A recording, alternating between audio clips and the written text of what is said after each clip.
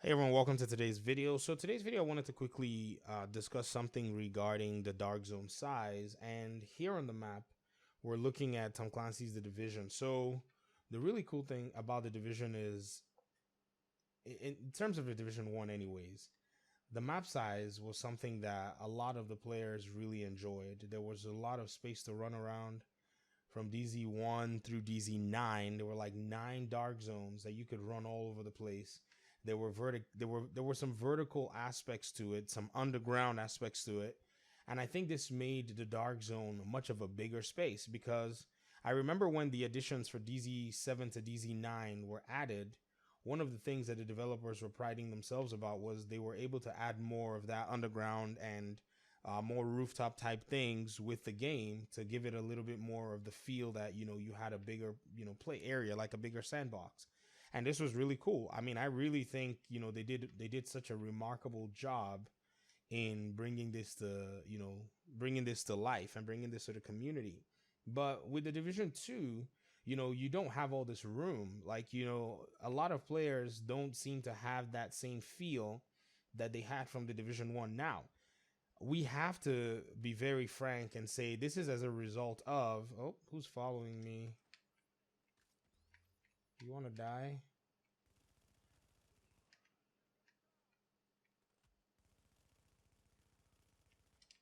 Yeah, you better stay there and shoot from there.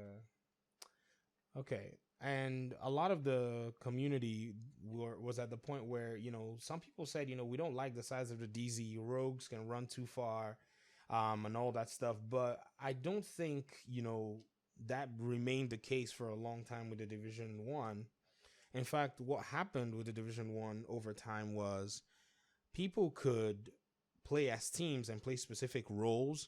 So it allowed for team movement more than anything. So I'll open the map here again. And if your team was running maybe say DZ2, and you had to move and change areas, it was easy for you to do that as a team and move around the dark zone. Because overall, what really happened after a while was the dark zone then became like a place for a lot of the teamwork. A lot of the team ideas could actually be implemented, because a lot of the builds started to play more roles in the game. Now many people may say, classifieds were bad for the game, but I think they were a wonderful addition. Fight me some other day over that. But when you go to your loadouts, you had your strikers who played your just a pure DPS.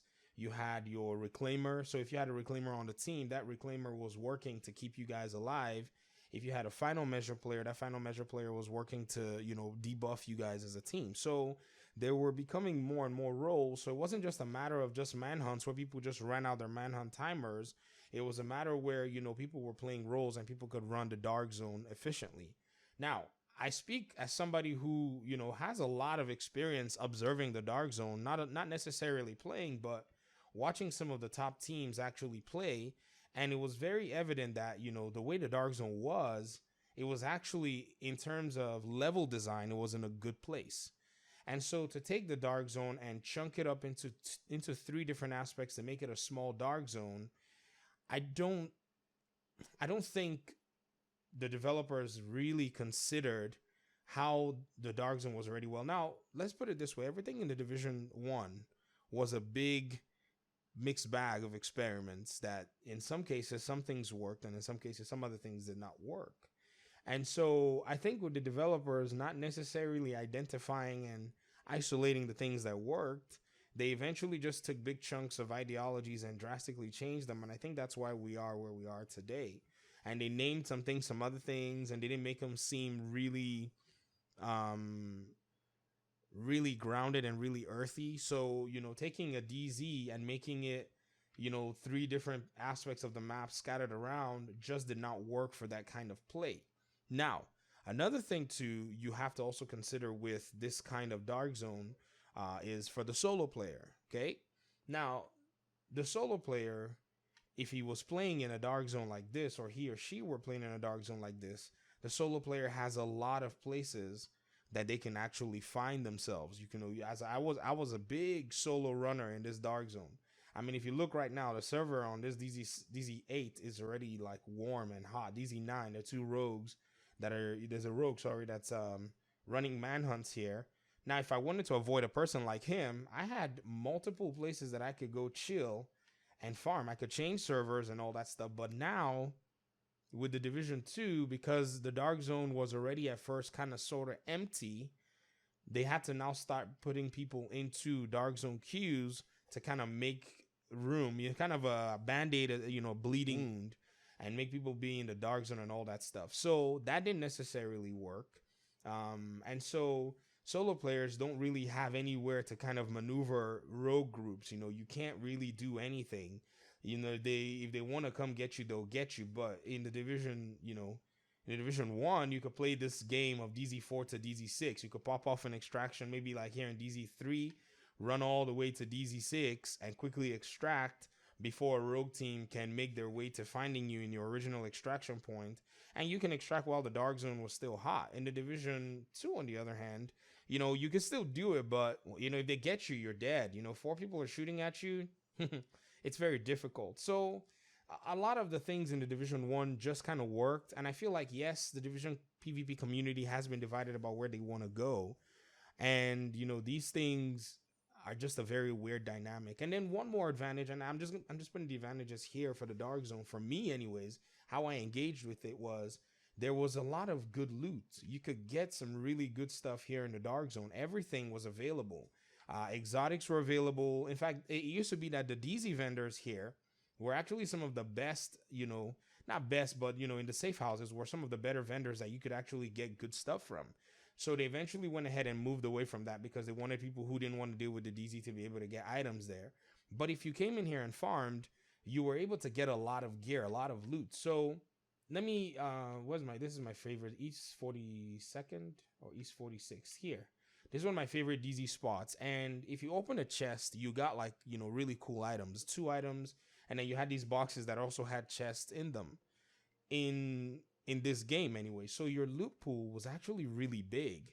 Backpack space for contaminated items.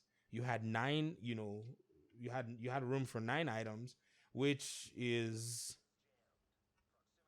I don't know if that's still the case in the Division 2. It's been a while since I ran in that Dark Zone because it's not rewarding. So I could run around and I could run into all these places if I didn't want to go to landmarks, and I could pick up these chests, that are just literally chilling here, and I could use them for myself, Let me take these fools out.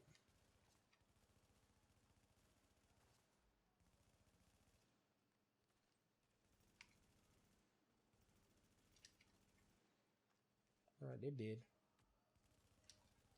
There were so many other means to farm.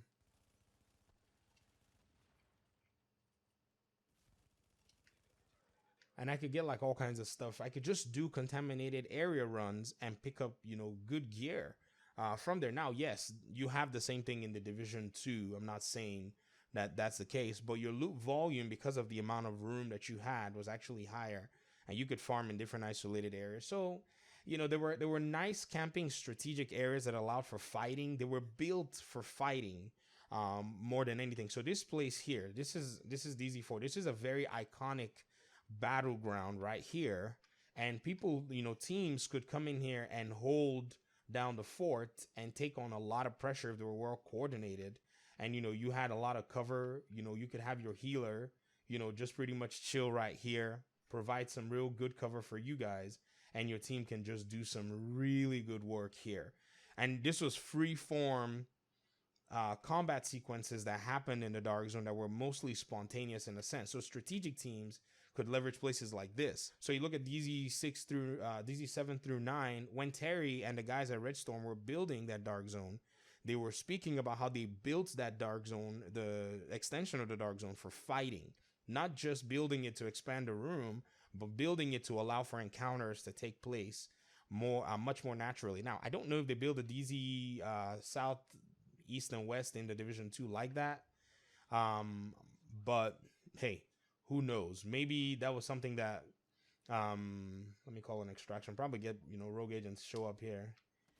But, probably, be something that was done, as maybe with that in mind. But, because of DC's landscape, like here, I can camp. I have only 2 points that I have to watch for. If somebody were to come to try and maybe steal my, my loot or whatever it is. And there were really cool ways to actually like extract here that solo players could take advantage of. So the Division One's Dark Zone is very, very dynamic in my opinion. I would say it has a lot that, was put into it that I don't think the developers and the, Ubisoft really understood, how much of the, how much work they would have to do to try to replicate, to try to create a separate experience, that would work for everybody, that would work for a different community as well as the new community who was coming into the division as well. So, these are just a few things in my opinion, I think that were, quite cool, that allowed for you as a player to be able to engage in the content and to be able to feel like, I'm able to engage with all of this. Now, yeah, we can talk about all kinds of other things later on, but in my opinion, I think it's where's my extraction? Oh, 2 seconds. I think these are things that have to eventually come into. Who's shooting at me? Oh, can't get me. Menu. Let me put my load on there while you shoot. I'm gonna leave you guys here. Nope, can't get me. So these are a few things that we can discuss as things in the Dark Zone, things in the game that succeeded in the first title, but in the second title, because of the drastic changes, are causing pain points because they change things too fast.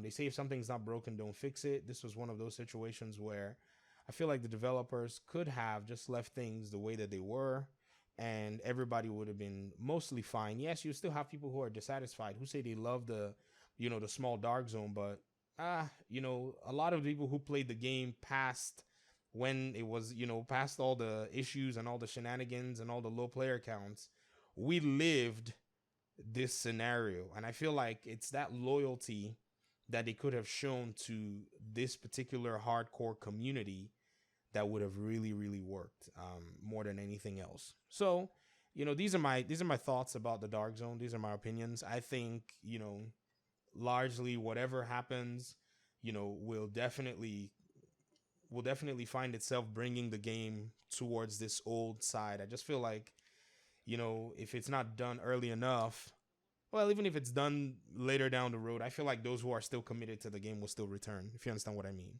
So that's all I have for this particular video. I'll be bringing more Division 1 coverage, stuff like this, and I'll kind of fill you guys in some of the things that I really feel are cool about the Division 1 and things that I feel like, could still try to make their way into the game in the sequel nonetheless.